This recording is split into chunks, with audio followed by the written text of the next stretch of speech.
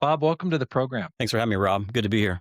It's fantastic to have you. Now, we met a long time ago, and you reminded me of this in Indonesia, of all places. Yeah, in We were Jakarta. there Yeah, for yeah, a regional. What brought you there at that time? I think it was 2016 is when that was. yeah. So we all met in Singapore, and then we support Indonesia. So we went over and spent 2 weeks in Indonesia while we were over there. And I think quite a few of the leaders from Singapore traveled over there because there's a big group of us that spent some time together for a couple of days. That was so much fun. We went and we saw the temple, all the monkeys climbing around. Your wife had kind of an experience there. Yes, yeah. She got bit by one of the monkeys, and that was definitely an experience. You were mentioning that you had to go back and she had to have rabies shots. Is that right? Yeah, so we actually left Indonesia 3 days later, and they said you have a 9-day window to get the rabies shot. So we decided to wait. Actually, they gave us advice not to do it in Indonesia. They said go back to America and get it done. And so yeah, she had to have a series of shots. I don't know, I think 20 shots, and every day for a period of I think maybe 10 days or something. She had to go in, and so yeah, that was. That was definitely an experience for her and the funny thing was, you should have seen the look on the doctor's face in Toledo, Ohio, when we explained to them that she got bit by a monkey, because they were like, what in the world? They never had anybody show up to the hospital who has been bit by a monkey before. Not too many monkeys there in Toledo, Ohio. Nope. It's Maybe crazy. the zoo. Yeah. I can say I sympathize with her. When I was a kid, when I was like a sophomore in high school, I got bit by a dog and I had to have rabies shots, and it was painful. That was back when they had the long needles, thick needles, and they had to stick it in your stomach. And then they transitioned to a smaller needle, but it was not pleasant at all. Tell me, Bob, how did you become a Christian? So it's kind of a long story. I'll give you the shorter version of it, because what's neat is I never grew up going to church. Never went to church in my life until I was in my 20s. But looking back, I could see God's hand and how he was kind of guiding me to make some decisions. And so I left home at 15, and I lived on my own from 15 to 17. Well, technically from 15 on. I finished high school, again, never went to church or anything. My dad was a drug dealer.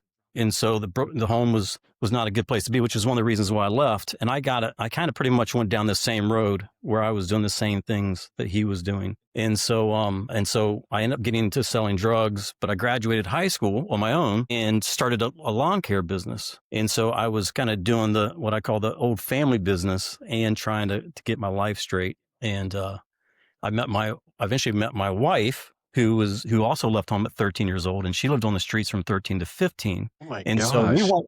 we weren't really a good, it wasn't like a relationship that was building each other up. It was very dysfunctional, coming together as dysfunction. She got pregnant at 16 and had our first child at 17. We had another kid a couple of years later. So Brooke and Courtney, our daughter's names, are both disciples. And so that's all kind of important as this all plays out, because I never went to church. And so we started having kids. So I got out of the family business and tried to really pursue doing something right in my life and the company. And one day I had a guy come up to me and just start a conversation with me. In that conversation, he went to tell me that God had put it on his heart to come talk to me.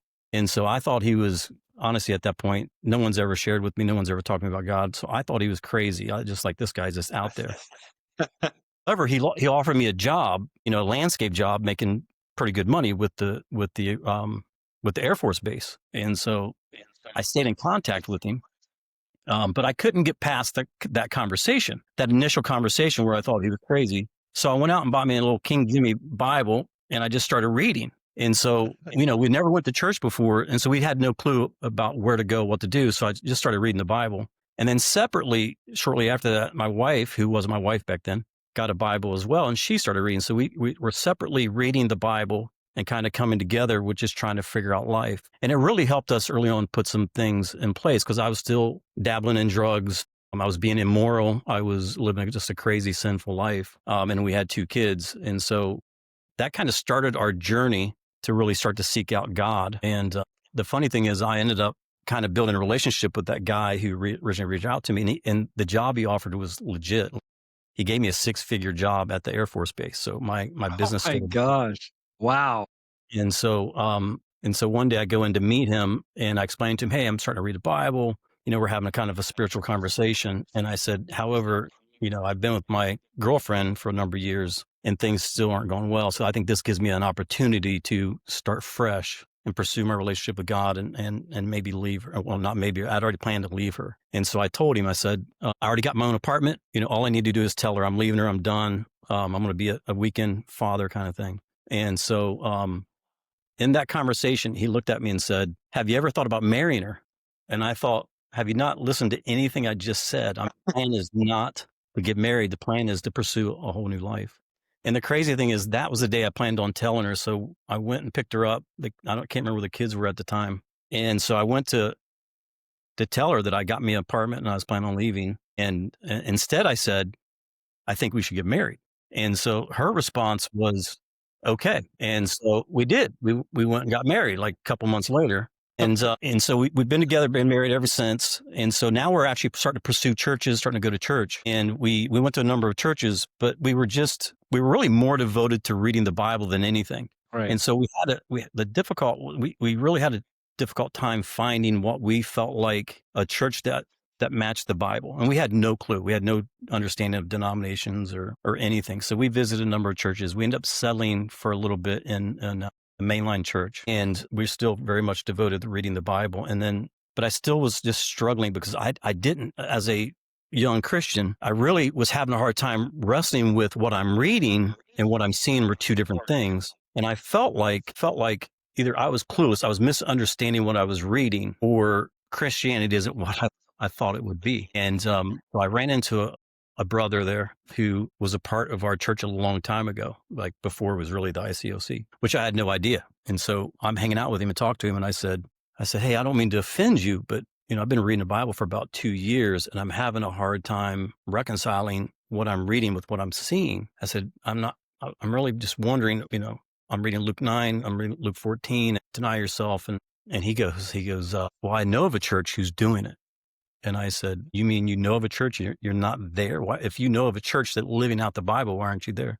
He said, and at this time we were in Columbus, Ohio. So he goes, it's not here in Columbus, it's in Dayton. So we started going to the Dayton church. We started driving from Columbus to Dayton. And then we went to the Cincinnati church and visited Cincinnati church. And in the meantime, we found out this is 95/96, the beginning of 96.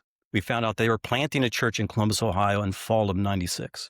So we waited. We visited some of the other churches. We were kind of waiting, still skeptical. I'll be honest with you, I was still skeptical from what I was seeing in Dayton and Cincinnati that whether it was legit, and still confused. Yeah, I was very confused. And so the church was planted. The Arnesons from Chicago planted the church in Columbus back in late. Okay.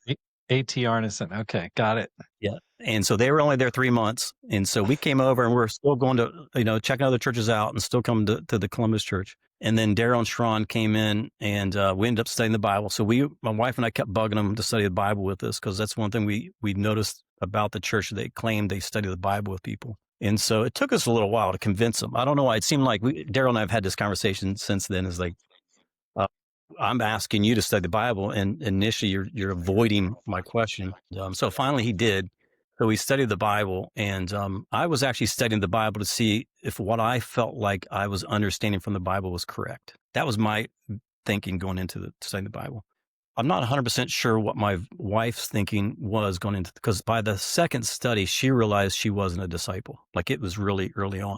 Okay. And so we went through the whole study series, and by the end of it, I got it. I was like, okay, wow, what I'm seeing does match a lot of what I believe, but I've never no one's ever taught me. No one's ever put the pieces together, so to speak. And so we were baptized in February of 97. I was baptized and I turned around and baptized my wife right afterwards. And so that kind of just started our journey there in the planting of the Columbus church and back in 97. Okay. So just a few questions. What's your wife's name? Tricia, Trici.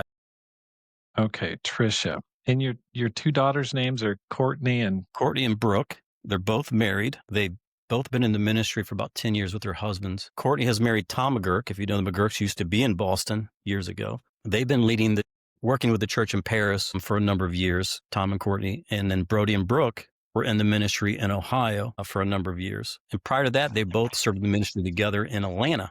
at North River Church under the Browns. And so the Okay. Browns did a phenomenal job really raising them up and then letting them go out to be in the ministry. So really appreciate the Okay, so Browns. this is crazy. So both you and Trisha were basically fending for yourself through high school. You had this a very similar background, but Yeah. then you're living together. I guess you're living together, your boyfriend and girlfriend. And at what age were you when you got married? How old were you guys? I'll tell you the crazy part. Okay. My wife, Trisha was 15 when I met her. I was 20, and I was staying in a little 500 square foot bedroom with 9 other people. And she was invited down to the grocery store to come to this party. And she had been living on the streets. She showed up to the party and never left. We've been together ever since that night she showed up. Now, we weren't together, I mean, we didn't become intimate with one another till a little bit later on, but because always the house was kind of a flop house. And so we all kind of just stayed there together. And eventually, in a worldly way, we were just both very worldly, spent some time together, and it kind of just was there. So it wasn't as if I was a knight in shining armor and sweeping her off her feet. Right. It was one of those things that we happenstance put us together, or God maybe orchestrating all this early on. But you came from such a rough background. God seemed to just like say, okay, these are the people I'm going to choose. I mean, it must be amazing how many people you can help or you can connect with based on your experience. That's rough. That's a rough background. So, Yeah, and it's so you go ahead. no, I was going to say it's as if it was just a story. Like it's hard to believe the transformation that God has done, and looking at the work that God has done. So even when we share our story, we've shared this story a lot, and obviously we've studied the Bible with a lot of people, because I think at the very least it should give people hope that God could take a few messed up people, and so Gotcha. it has been very encouraging how God uses Kind that. of inspiring, Bob. I mean, that's a crazy background. That's up there with like who did I interview that had a crazy story? I think it was Doug and Angela Wenz. I mean, they've got a story that'll kind of knock your socks off too. So, okay, so you met at 20. You were 20, she was 15. How old were you when you got married? How many years later? 7 years later. 7 years later. But you're together during that time, and then you guys got married, and you already had 2 kids. So, um, like, so you're 27. I mean, for your daughters to grow up and to do so well spiritually, I go, wow, that's amazing. I mean, did they ever talk about that experience or their upbringing? Was that just normal for them? Yeah, they do. They, obviously we didn't become disciples till 7 years later. So our kids were like 7 and 5 at the time. So they remember the dysfunction. They remember how crazy things were at that time. We were in Indonesia hanging out with the Indonesia brothers and sisters with Brody and Brooke. And I've never really thought about, we never really had that conversation. We talked about it in passing, in a sense. Do you remember that when you was a kid and mom and dad, and the Indonesian brothers and sisters were always like, how did you raise disciple kids? And Brody and Brooke was there and let them answer the question, because I didn't have an answer for them. I was like, I don't, Yeah, I wish I could say do A, B, and C and follow this right, scripture and that scripture. It works out perfect. So I let them answer the question. It was very interesting to hear the answer, and encouraging, because again, the things they shared weren't the things that we planned to instill in them purposely. right. And so, and the fact that it has really made an impact on them to where now, they served the ministry for a long time. We have no Oh, background or ministry background for our family, and yet that's kind that's of been the amazing. path. That's amazing. Yeah. Okay, another question I have is how long did you go on reading the King James Version Bible? I mean, I have a tough time reading the King James. It's a snoozer in my mind. That's like going and watching a Shakespeare play, you know? It gives you a feeling like you're accomplished, but at the same time it kind of leaves Yeah. you a little empty. How long did you read that King James Version Bible? I would say they're um, Tom Caswell, who's not far from where you're at there. So I started reading the Bible, and I would say for at least 4 years. And Tom Caswell said something to me. I was already a disciple for about a year or two, because the Caswells came in and replaced the Reeds. Reeds left, Darren Sharon, and then Caswells came in. And Tom goes, when you pray, do you pray in the King James language? In King James English. And I said, well, no. He goes, have you thought about reading a translation that's more, than how you speak? And and I was like, oh, that makes sense. So I would say for at least 4 years, I read the King James. Most of my memory scriptures from early on all come from the hitherto, therefore, my brother. The funny thing is, it didn't seem difficult back then for whatever reason. But now I go back and I reference the King James a lot, and I'm like, wow, I cannot believe it didn't just confuse me more. Because now looking Oh at it, I was my like, wow, gosh. I'm amazed. I'm impressed that you just plugged away at that for 4 straight years. That's God's hand was on you for sure. Okay, another question. Okay, so you were living with Trisha, but you had some women on the side. Is that what you Yeah. inferred there? Yes.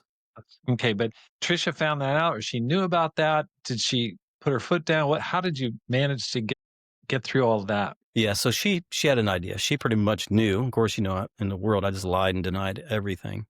But that was important in our becoming disciples.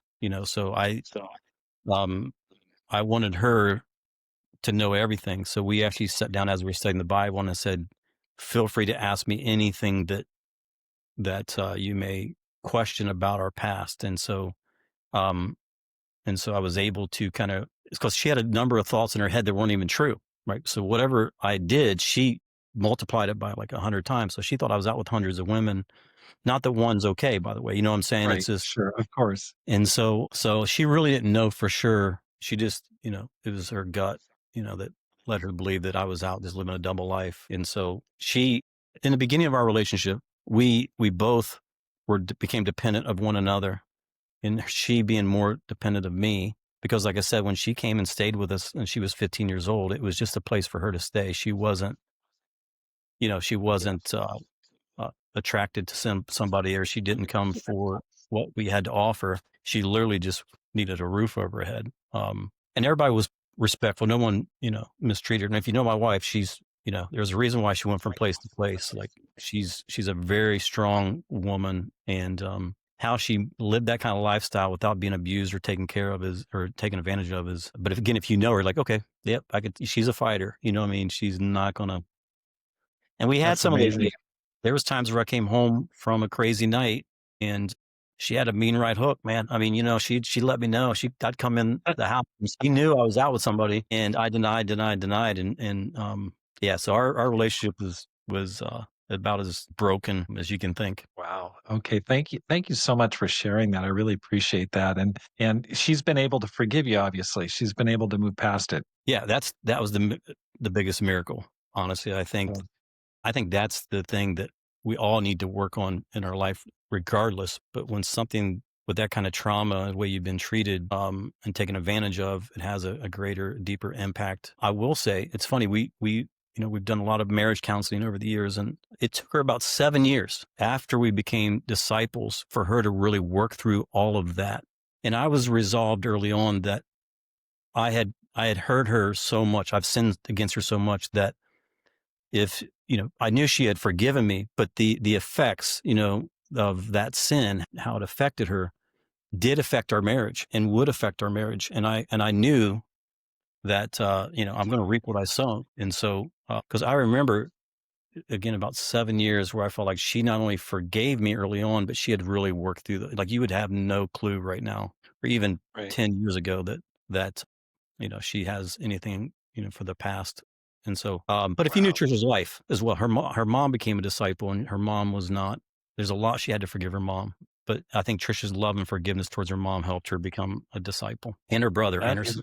He's like, most of her Christian, most of her family are all disciples. that's incredible. I wish we had time to go into that. That'll have to be a part two, a little sequel to our talk here. Can you give me an overview of your life since, 27 or so up until now, where you've been, how you got in the ministry, that kind of thing? Yeah. So in '97, the church was planted, and so we were based on a mission team right away. The church was so we were on campus. I was taking our kids to campus every day. We went to campus ministry, yeah, and we loved it though. We were just, we did not had family, and we instantly found family, people who cared about us and loved us, and we had the same mission mindset. And so we kind of dreamed for the ministry. We dreamed to work for Hope for a while. We loved the work that Hope was doing. It was prior to that, we were actually, we would go out and sharing our faith before we became disciples. We were bringing homeless people in our house before we became disciples. We were reading these things and just starting to do it. And then once we found the church and seen that the church was focused on the mission, seeking and saving the lost and serving the poor, we just instantly fell in love with it. So our dream was to work for Hope and go in the ministry. And so we had a couple opportunities. It's funny, Mike Fontenot and I were having a conversation a few years back, and I was telling him about the story how I got hired to go in the ministry in Virginia. And then I get a call from my brother and he says, we're letting everybody go. And you can probably guess what year that was. And so I was telling Mike about that. And then Mike goes, I'm sorry, I had to make that decision. So I didn't realize he was the one who made the decision. So I got hired and fired within like a 2-week period. And then we had So another opportunity. you joined the ministry in 2003, and then you were let go 2 weeks later. Yeah, we Let's were just say it supposed to be hasn't been hired. easy, Bob. It Yeah. wasn't the easy road you took. Well, I totally feel like God protected us because we could have made that move. We could have, all that could have happened. But, and back in the day, you kind of, you got hired. It wasn't like an interview process where you went down and met the Right, church and kind right. of things. So I felt very protected during that time. But then we got a call from Hope Worldwide in Philadelphia, and they asked us if we would come and work for Hope and run their inner city program because we'd already been doing a lot of homeless work, and we had started a outreach ministry in Columbus, and we're doing a lot of work with primarily homeless people, addicts, and things like that. So they had called us and said, "Would you want to come to Philadelphia and work in Philly?" So we went to Philly, worked there for 3.5 years. We worked in North Philadelphia. We worked with the teen ministry of the church at the same time. So we were working with the teen ministry and then doing Hope Worldwide.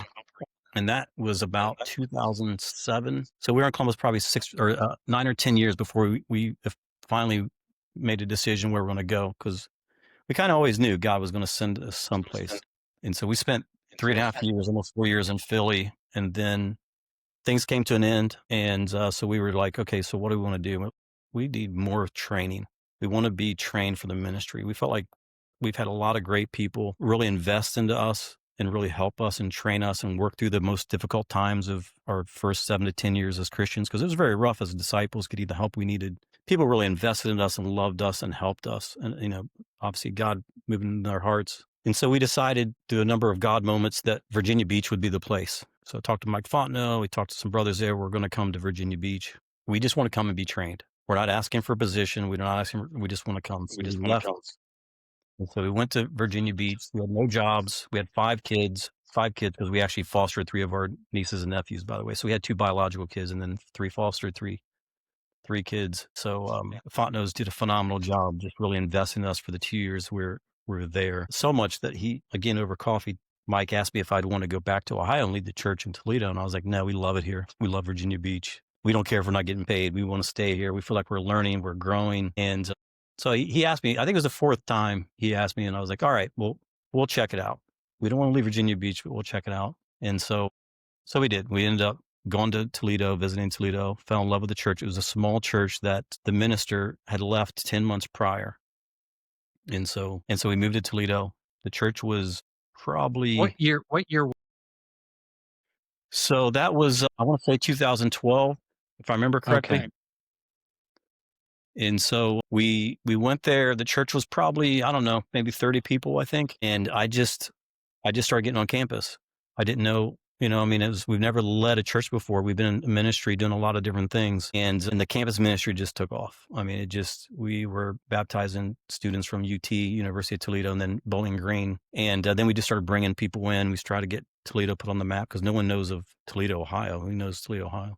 So we started doing internships and we're trying to train students, and it was amazing. It was an amazing time that we were there. So we were there for just slightly over 4 years, and we have felt like from the time we left to go to Philadelphia, to Virginia Beach, to Toledo, that God had opened up doors and made things very clear, or the reasons why. Like we went to work with Hope Worldwide, a dream come true. We went to be trained in Virginia Beach, and we knew he was going to go help try to revive a small church in Toledo, which we did. We grew the church to about 75, if I remember correctly. Sorry, can you repeat that? So the church grew to about 75. We had a campus ministry From 30 people?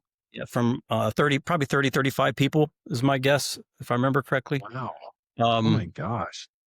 in about a 4-year period. And it was a blast. It was a great time. But we felt like that we accomplished what God wanted us to do, and we thought it was time to leave, and we want to leave on a good note. We've seen a lot of people leave on not so good note, and then we actually helped raise up and bring a couple in to replace us. And so what we did is we resigned. We've done this previously where I don't feel like it's fair to the church for us to find a job and say we're resigning because we got a new position. And so we've resigned with, and actually the Lamberts really helped us with this, by the way, but not knowing where we're going. So we had no idea when we resigned from Toledo where we're going to go. And we started getting some phone calls from different places, so that we started considering some things. And again, another long story short, the Lamberts contacted us and said, Columbus, Ohio is going through some difficult times. Would you be willing to help from a distance while you're still in Toledo, work with Columbus? And I said, yeah, we love Columbus. We'll be happy to go and help on weekends and stuff. I said, we're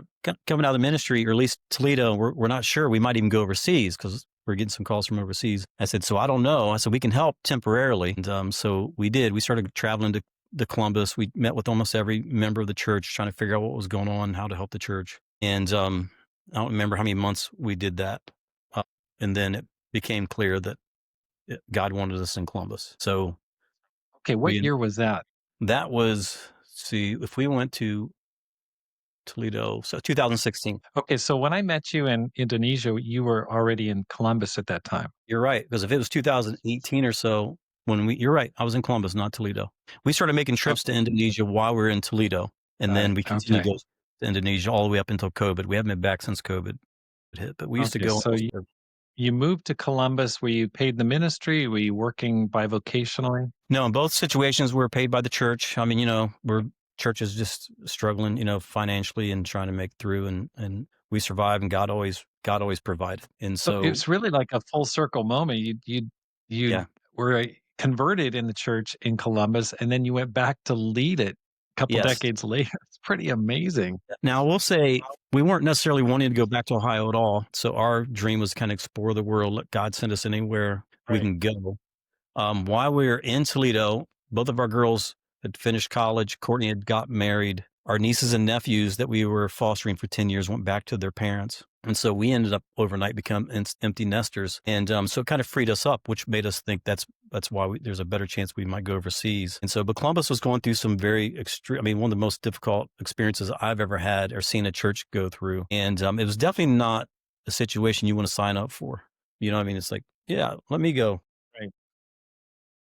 But it broke our hearts, right, to get with Columbus Church and hear the disciples who were just from the experience and the things that they were going through. And I really felt like God provided a lot of clarity for us to go to Columbus, because I don't know if I could have went back to Columbus without having a vision on what God wanted us to do. And because it would have been hard. It would have been very hard. And there's a whole nother story how God kind of worked that out and put us in Columbus that made it extremely obvious. We were 100% confident that God put us in Columbus and very clear on the mission he gave us to do while we were there. And that was very helpful. It was hard, extremely difficult. And so the goal was that the Lamberts were like, at least go for 2 years, get the church healthy again, and then we'll see, what the future will be, kind of thing. And so we get there, and after the first year, it's like, this is going to take a lot longer than 2 years. And so it took us 4 years. So after 4 years, we started thinking, okay, we got the church back, because the church was, I don't know, 120, I think, when we arrived. 60 people left over a period of time.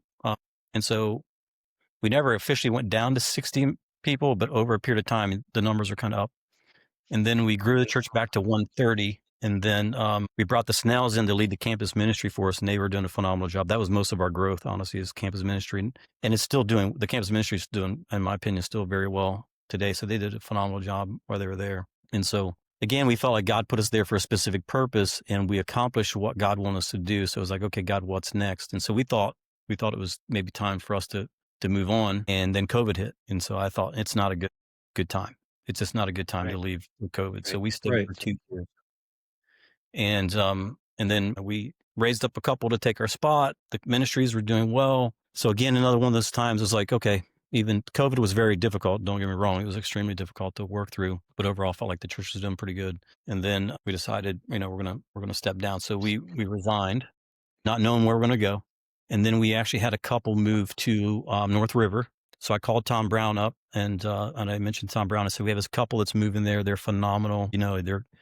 They probably need a little bit of a break before you put them into the ministry or start using them in a way. But trust me, they're a couple that it's going to be hard to hold them back. They're phenomenal. And then I told him, yeah, we resigning from Columbus. And, if you know Tom Brown, he's like, he has 15 ideas, right? He's got all these, well, but you should. And so he said, have you considered Savannah, Georgia? I don't know nothing about Savannah, Georgia. And we're not making any Right. decision until we Sure. finalize, complete what we're doing. And so through that was our connection to Savannah, Georgia. So over the next several months, it started becoming clear that Savannah was going to be the place. And so then we resigned in Columbus, finalized Savannah, and then moved down a few months later. Now we've been here 3 years. Wow. Okay. Okay. So you decided to go to Savannah. Yep. That's where we're at now, Savannah, Georgia. Okay. And what year did you move there? So we've been here 3 years. So we showed up in 2022. Okay. And can you tell me about it? Like what was the church like when you arrived? Give me the history. Like what were you walking into? Yeah, we really didn't know anything about Savannah. We got to know Savannah after we arrived, and so it was a small church. I think we were having in the 20s maybe show up for Sundays, and so it makes it easy to get with everybody in the church, or to attempt to get with everybody in the church. And so we just got the history. The church has been around for 22 years, I think, 22, 23 years. They've had a number of leaders come through. I don't think they've had staff here for 3 or 4 years, maybe longer. No, yeah, 3 or 4 years before we arrived. And it sounded like it was kind of hit and miss. God had put some people in here at specific times for just a limited amount of time. And so the church it's very different than in the churches we've been a part of as well.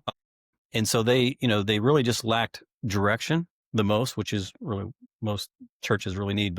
And so I'd say the first year, maybe still today, there's still some members that don't think we're going to stay. They're like, no one stays here. No one comes here. The leaders come and go. We haven't had a leader in years. There's a couple here, the Thomases, that try to help lead the church themselves for 3 years before we arrived. And they're a phenomenal couple. Like they're great hearted disciples who've been very faithful for a number of years, and they're still here today and love them to death and become our best friends. So it's been a bit of a ride for the church here. Now, I will say we have about 60, close to 60 members now, and we have about 100 people on Sundays. Maybe 10 of them have been around for longer than 7 years, maybe 9 years, and maybe 1, 2, 3, 4 have been around since close to the planting. So only 4 people have been here for 20 plus years. So there's not Okay, a lot so of. let me stop you right there. So you walked in and there's like 20 people total gathering on Sunday when you walked Yeah, in 3 years ago. And you just said that you have 60 members now and 100 people meeting on Sundays? up to 100. Not every Sunday is 100, but yes, that's been more consistent with seeing 100, up to 100 people show up. But yeah, we're close to That's 60. amazing. That's so in 3 years. So you've tripled it in 3 years. Pretty much, yeah. I mean, there was And more your than 20 your some of the membership attendance when we has arrived. gone up 5 times. That's kind of amazing. Okay, that must blow people's minds who've been there for a long time, like, they can't believe what they're seeing. Yeah, the church is very encouraged. And I don't know if you experienced, but as a minister, I'm like, hey man, I have to focus on the things God's doing, because there's part of me is like, man, we should be doing this, we should be doing that, and I got all these ideas, which can be very overwhelming for the church. But at the same time, I was like, hey man, God has really transformed this church just in the 3 years we've been here. Okay, I got a million questions for you. Number 1, okay, how do you support yourself when there's, like, 20 people meeting on Sunday? Like, what was the financial plan walking in there? Like, how did you even Yeah. swing that? So my wife and I spent a lot of time in prayer and fasting with where we're going to go. And we debated on, do we want to go to a big church or do we want to go to a small church? We really felt like we've had a heart for small churches. And so the debate was, can we go to a big church and utilize the big church to focus on these small churches that's not getting the help they need? Or can we make more of an instant impact by just going to a small church? So that's one thing that drawed us to Savannah. Knowing that, we also knew money would be an issue. And so we had to kind of prepare ourselves that if the church can't afford to pay us, will we still come? And so we actually told the church before we arrived that we're coming, whether they can afford us or not, we're coming to Savannah. And they did. They paid us for the first year. They had some money saved up. And so we got paid for the first year. And then really the second year too, we got paid for most of it. But the money starts, even though the attendance grows, doesn't always mean the money's going to grow. Right. And so we had to make some sacrifices. And then we ended up hiring somebody last year, Tom. And then we had to make greater sacrifices because we knew the church had been growing, but it's been primarily older people, 40 plus years, getting baptized and older people moving in. So we were losing the younger generation. So we knew we had to make some decisions to bring somebody younger to help focus on the younger ministry. But again, my wife and I knew that means we would have to probably sacrifice, on our end. So I'm pretty much part-time. And so I'm getting paid part-time. I'm not part time. You know, what I mean, and my wife, you know, she's is not getting paid at all now.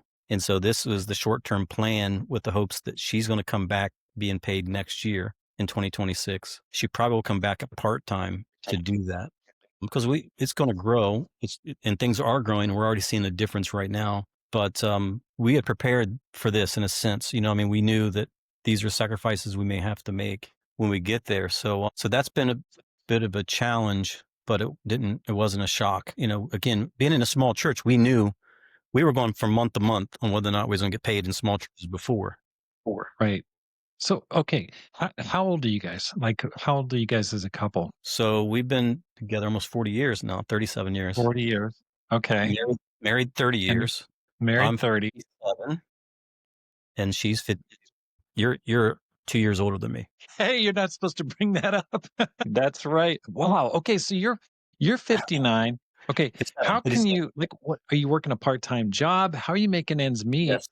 Yes. and getting by? Yeah, I got a part-time job at Costco doing the inventory for them and stocking in the morning. So I go in at 5 a.m. and I'm out at 10 a.m. And it's as I'm getting older, we're starting to have some health issues. And so benefits are important. And the church was paying, I think we had like almost $1,500 a month in benefits just for health benefits for my wife and I. And so we actually gave up our health benefits to help bring Tom on. So that was $1,400. The church said, okay, we already have this money planned for you. If we, you know, so we did. And surprisingly, when I got a part-time job at Costco, part-timers get full benefits. Oh, And so I have the best benefit package I've ever had, even since I worked for myself years ago. And so we're getting that benefit of being part-time at Costco and what used to cost almost $1,500 a month now costs me like $120 a month for far better benefits. Again, that's a short-term plan because as we see the church growing, you know, we're trying to plant Hilton Head right now. So we do church services out in Hilton Head, South Carolina, and our goal is to have Hilton Head planted by next year. And so we know that's already been doing amazing. Like we're having like 50 people show up to that out in Hilton Head. And so we're trying to figure out what our role is going to be later on as we're trying to how to figure out these smaller cities and towns. So we do see that changing wow. over the next year. Okay, so you gonna turn the church over to Tom and your daughter and then move to Hilton Head and lead that ministry? Possibly. We haven't talked specifics about that. That is one plan, one thing I've been praying about. Like, will Hilton Head be our next spot? It does fit us better because it is a retirement area. You know what I mean? It fits us better as being an older couple. I mean, it's also only an hour from Savannah. So we can still, you know, even if it's just a house church setting, but it's done so well. The church services we've had out there have done so well. It's almost would be neglectful for us to not plan something. Wow. And so, yeah, it's been I amazing. really tempted to launch into a whole discussion about that planting. I love your mindset about planting more small churches, but I want to stay focused on what you've done the past 3 years to make the church grow. What's made the difference? What's helped? What was your mindset coming in? What was your game plan? I mean, what did you do practically that's helped the church to, triple its membership and the attendance is 5 times what you started with? Well, honestly, we came in with very similar mindset of what we've done before, as far as just investing in the church, building relationships, living out discipleship, you know, establishing family groups. And it was very difficult, honestly. My original plan, the things we've done in the past, wasn't as effective. So it's really caused me to really examine my leadership and what I need to do to help the church be effective. But on a selfish side of it, one thing we liked about coming to a small church is we felt like we've focused so much on building the church the last 10 years. We haven't really built a personal ministry. You know, we've helped some people become Christians personally, but we felt like we just really would love to build a ministry in our neighborhood. We really want to be focused. We felt like we could do that in a small church as well. And so I think just the fact coming out of COVID and having somebody here and the excitement was initially enough for people to start coming out, and then just working closely with the couples and the people here who help give vision on their neighborhoods, their ministries has been pretty effective. And so then bringing Tom on last year was very helpful too for the younger ministry. Because like I said, you know, the baptisms we had and the people we moved in were primarily older people. And so that was, I mean, it's all been great and it's all worked, but it's kind of happened naturally. There isn't one specific thing that I felt like we did that helped bring the church. I think it was just the willingness to come in and help. I'll give you an example. When we were in Toledo, Ohio, I started going to the University of Toledo to share my faith. And one day a week, I'd go to Bowling Green. And then somebody in Bowling Green started studying the Bible. So we actually baptized somebody at Bowling Green. So I thought, well, I need to be focusing more on Bowling Green and less on UT because that's where they're open. So I went to Bowling Green and started spending 4 days a week there and 1 day at UT. And then somebody at UT started studying the Bible and they got baptized. And I thought, well, and it seemed like it didn't matter where I focused. The growth came from somewhere. And so my plan, I mean, so I've learned if we can just be active in the mission of God, just going out, that God will bless it. Okay. God will bless Now, now, Bob, I know that it's hard. I think I'm sensing here, like, this is the tricky part about interviewing ministers. They're like, oh, I don't know, just God just worked powerfully. And we know that God works powerfully, but it's hard for the person himself to realize what they're actually doing that's making the difference because they're so used to it. They're used to their own skill set. But help me out here. Like, what could a person imitate from what you've been doing there to revive their local church? Maybe a church that's been stuck or kind of just like it. forgotten, it's kind of neglected or out in the boondocks. What did you do? Did you meet with people? Did you just preach powerful lessons? Did you have a great kids program? And what did you concentrate on, especially let's just say the first 90? The first 90 days was more just get to know the church, and of course there's a lot of low hanging fruit around the church at that time. So get to know the church was the main focus. I will say that, here's kind of been our mindset and in a sense philosophy as well of ministry is ministers. I've worked with a number of other churches when we actually helped work with multiple churches while we were in other churches. And so what I've learned, and being a big part of the ACR, what I've learned is ministers can get consumed with the ministry and neglect the mission. And so I try to focus on the ministry, but never neglecting the mission. And so to me, the mission drives the ministry, not the ministry drives the mission. Did I say that right? Mhm. That, Jesus calls us to go make disciples. The mission is what unifies us as a church. The mission is what brings us together. The mission is why we will do small family groups. The mission is why we develop relationships. And I've worked with a lot of ministers, and I've done this myself, even though I preach this all the time, is don't neglect the mission for the ministry. And one of the hardest things going into churches and working with the churches is a lot of the members and even leaders are doing a lot of phenomenal things in the church, but it's not growing because they're doing a lot of phenomenal things, but they're not really doing the mission. Okay, so let's drill down just a little bit. Can you give an example of what that would look like? Because those words, to a disciple, they seem so similar. Ministry, mission, they start with and they sound the same, but they're very different. And I think this is a really important point. So how can you tell if you're more focused on the ministry rather than the mission? How would you know, like, oh, that's happening here in our church? So usually when I come into a church like Savannah, I teach on my role. I teach on what the role of an evangelist is, because surprisingly, a lot of people think my role is to coordinate a Kingdom Kids teacher. Like, who's going to lead Kingdom? My role is to make sure the usher team's put together. My role is to make sure the moving team, whoever's going to show up, somebody's moving in or moving out.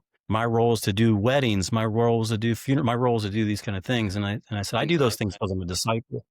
And so teaching my role specifically, God as an evangelist calls me to fulfill specific things as an evangelist, 4 or 5 specific things. And so everything we do has got to be outward focused. So everything is outward focused. And so we work together as a ministry in a family group or whatever setting it is with an outward focus of making an impact on our community, on our neighborhood. And so everything we talk about, everything we planned is with an outward focus of bringing our family and bringing our community and bringing people in. So that's the primary focus, and the ministry is putting those things together. Okay. So Bob, how do you deal with naysayers? How do you deal with those, oh Bob, you're so old school. You're just stuck in the past. Oh, that's so 1992 and that's ministry from 30 years ago. How do you address those kind of comments, that kind of mindset? Well, I think of the greatest command, right? Love God with all your heart. We fulfill that by loving our neighbor. We fulfill loving our neighbor by loving God, and we love God by loving our neighbor. What I'm asking isn't, it's not as if it's unbiblical. It's a biblical teaching of what we're called to do. I think Matthew 28 isn't just a mission for us to go save the world or make disciples. I think it's the prime focus that unifies the church for a singular goal of seeking and saving the lost. And so Mhm.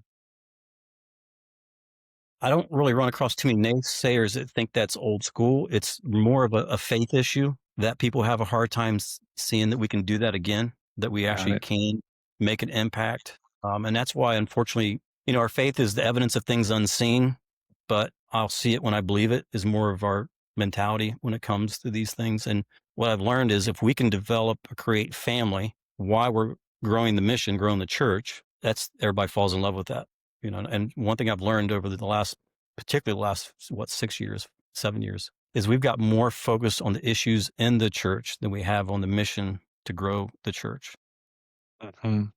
And that's where we get consumed with ministry, where I could be so consumed with trying to make sure everybody in the church is doing okay, the marriages are fine, and working with the teens and doing all these kind of things. And I've done that. I strongly preach this message, right? And I've talked to a lot of leaders about this, but I still find myself being consumed with, like right now, we don't have a worship leader in Savannah. Right now, we're just establishing, after 3 years, we're establishing a Kingdom Kids program. We don't have people who know how to use the mics in our church. So media is challenging. And so, because that hasn't been my focus. The focus hasn't Right. been on that.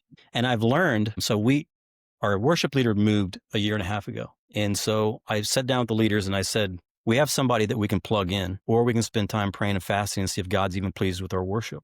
I mean, we got to look at this situation as we don't just plug in another worship leader. Are we really, this is for God. Are we pleasing God during this time? And the church loved that idea. They're like, okay, that makes total sense because we don't want a song leader. We want a worship leader. And we don't want to just plug somebody in to do something because we have a gap. And I've done that a lot where I put great hearted disciples in leading something, a ministry, but it really wasn't their gift or talent to do that. So so what do you do when you don't have a song leader, you don't have a worship team? Are you playing backing tracks or are you just praying? Like, what do you do? Yeah. So what we learned during COVID, if somebody had asked me in 2019, can we use videos for our worship? I'd have been like, no, why would we do that? We got 4 different people that we can just plug in and lead songs for us.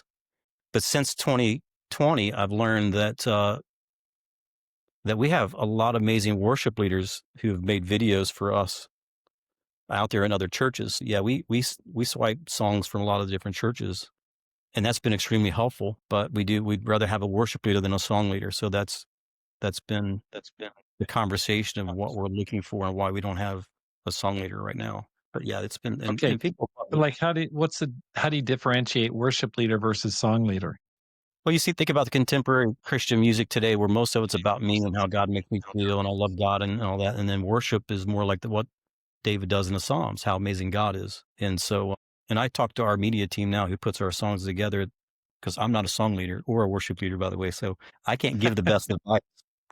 But narrowing that, we just had somebody move in who's been a worship leader at another church for a long time. And I'm like, please come in and help us learn, worship and not just plugins and songs. And so he's been trying to give us some input. And so, because I think we don't want to turn, there's a lot of great videos out there that we can do that other churches have made. Have just been great Christian songs. That's more about my walk with God and what God has done in my life versus God directly about who God is and what he's done. And Got it. so, Got it. So that's okay. Now, here's what I want to know. Like, you're 57, you know, probably going to work in the ministry another 10 years or something. I mean, till you die, I guess. Have you given any thought to retirement? What's your game plan? Let's break it down to the brass tacks here. so What's your we what's your actually, what's your exit strategy? yeah. So if I had a retirement plan, I would not have went into the ministry, to be honest with you, because I don't have, I'm part-time at Costco for benefits. So, um, I've always been pretty much a worker. So retirement is not, I just, it's hard for me to grasp that concept because I feel like I'm one of those kind of people that if I retired, I would just die. Mhm. Ministry is our life. It's what my wife and I fell in love with the church because it's the first time we experienced what we felt like was family and we were willing to pour our lives into the church. And I can speak for both of us. That's what we want to do. Now, to say that is my goal is for me to make less. I don't have a problem making less money for the ministry, but the vision we have in here in Savannah is probably going to make us work more if we are we accomplish some of our goals. Right. So we won't, I don't know what we would do. I don't mean to seem, I mean, I haven't thought about what retirement looked like outside of serving in the ministry. And again, I Right. So don't you define just that based off a paycheck, by the way. You know what I mean? what's that? I don't define that just because I'm getting paid by the church as Right. ministry. Before we went into ministry, one of my goals was I prayed a lot about God, don't put me in a ministry and I become a different person. I don't want to be a different person in ministry. I want to be who I am as a disciple. Or if ministry would have changed me, I felt like I would have became something else. I just wanted to be like most of us, right? We just want to serve God the best. Exactly. Well, I totally agree with you, and I think it was a great exercise for me to go plant a church in my hometown, and I resigned from my position in Boise, Idaho, and moved to Ashland, Oregon, and started selling real estate and working a job, and then just leaving the church, on my off time, and it was a great spiritual practice to just show myself I don't do this for money. This is my life. This is what whether I get paid by the church or if I self-support, it's a passion. I really commend you for that, Bob. Okay. So let's go ahead and wrap this up by asking you this question. What advice would you give to a person who wants to make their life count? It's a great question. It's a hard question too, I think, because life kind of evolves and changes, and the things that I felt different before may have changed now. But I will say, my wife and I are just in awe of what God has done in our lives, and what He's done with our kids and grandkids. I try not to talk about too much because it makes me emotional to think the transformation that God has done to give me a phenomenal marriage out of the mess that we had. And I've thought about this not directly for this question, but the Bible. Jesus is very clear in John chapter 8, right? It's you hold to my teachings, you know the truth will set you free. Live out God's truth, not my own. If I'm not living out God's truth, then my truth is somebody else's truth, if that makes sense. And I do that because I'm called by Jesus to seek first the kingdom and His righteousness, and all these things will be added. And so, in everything we try to do, we ask ourselves, is this decision going to help us seek the kingdom of God? Because the promise that come with those things in John chapter 8, as well as seek first the kingdom, right? And Matthew, there's promises that come along with those things. And so if we seek first the kingdom and His righteousness, all these things will be added to. And so I think that's a big key for individuals is our lives. We're created to seek first God, His kingdom. Obviously, we're not perfect. We're going to fail. We're going to make mistakes, but overall, that's the goal. And I think God is an amazing God. That's been our mindset from the first time we picked the Bible up, and I think that's where the God's fruit has came from. And I think it's the truth, right? Again, John chapter 8, it is a truth of God's, not my truth. So So build on God's truth, on the foundation of God's truth, not on your own personal feelings or thoughts, but just build it on the ground, the rock of God's word. yeah, yeah. That's And then putting that, amazing. we learn it's true. I tell people all the time that if you're telling somebody else's story, it's somebody else's truth. The only way we can find out if the Bible is true is you have to put it into practice. You have to live it out. Because if not, then you're telling somebody else's story. And so I think God has a story for each of us. As we seek His truth, we'll know what He says is true, and we'll receive those promises. So yeah, Bob, thank you so much for your time. It's been a real pleasure to talk to you and thank you, bro. Appreciate it. Love you, man. love you too. Thank you.